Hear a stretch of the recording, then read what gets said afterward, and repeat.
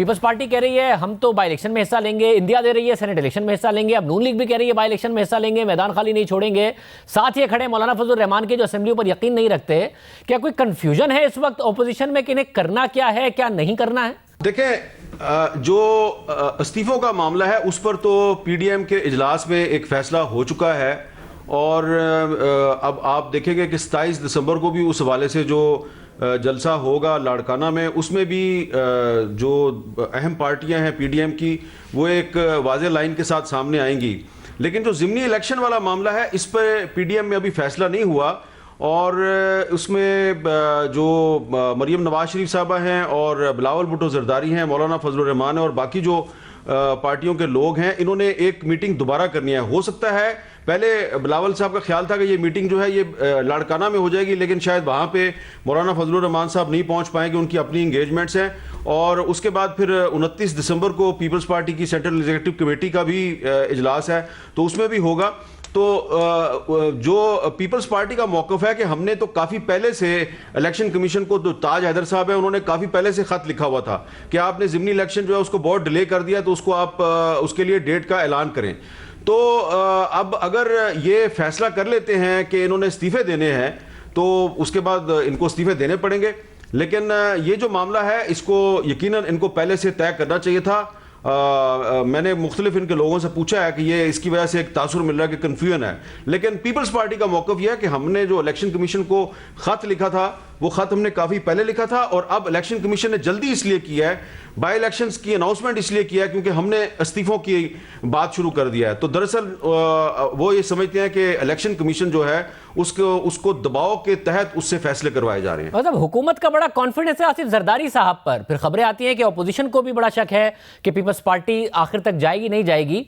ये हुकूमत का कॉन्फिडेंस किस वजह से है? कोई माजी के रवैये की वजह से है या जरदारी साहब से किसी हालिया राब्ते की वजह से है? देखें, जरदारी साहब जो है ना वो एक सॉफ्ट टारगेट हैं क्योंकि वो आजकल बीमार हैं और जवाब नहीं दे सकते। और आप देखें कि सिर्फ हुकूमत की उनसे उम्मीदें वाबस्ता नहीं है।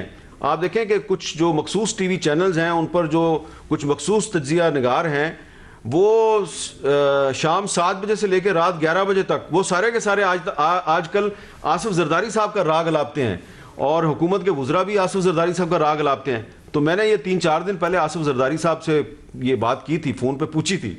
मैंने कहा जनाब आजकल आप बड़े पॉपुलर हैं हुकूमत के वज़रा में, प्रो गवर्नमेंट जो एनालिस्ट हैं उनमें, वो सारे के सारे जो हैं उनकी उम्मीदें आपसे वाबस्ता हैं।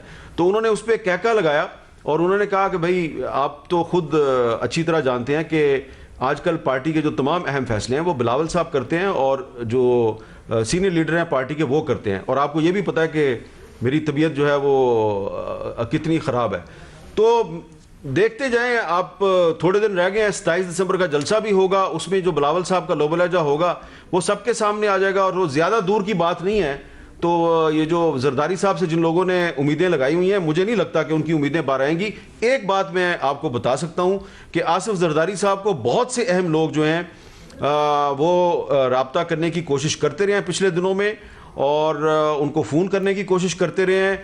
तो जरदारी साहब ने उनके साथ कोई बात नहीं की। और देखिए, बिलावल भुट्टो जरदारी साहब ने जो बात की थी ना कि हमें फ़ोन करने बंद कर दो, तो ये बात जो है ये उन्होंने अपने वालिद साहब की मर्जी से उनको एतमाद में लेके की थी। और फ़ोन जो आ रहे थे वो सिर्फ बिलावल साहब को नहीं आ रहे थे, जरदारी साहब को भी आ रहे थे और पार्टी के और लोगों को भी आ रहे थे। तो बिलावल साहब ने जो कहा था कि हमें फ़ोन करने बंद करो, तो वो सिर्फ अपने बिहाफ पे उन्होंने बात नहीं की, अपने वालिद साहब के बिहाफ पे भी बात की।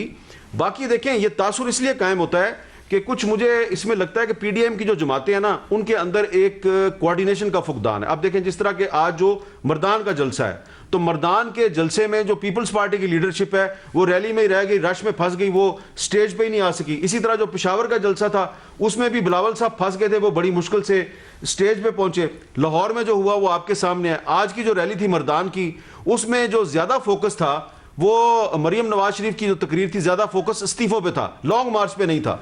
तो पीडीएम जो है उसके सरबराह मौलाना फजलुर रहमान साहब का फोकस लॉन्ग मार्च है और मरियम नवाज शरीफ साहब का फोकस जो है वो इस्तीफे हैं।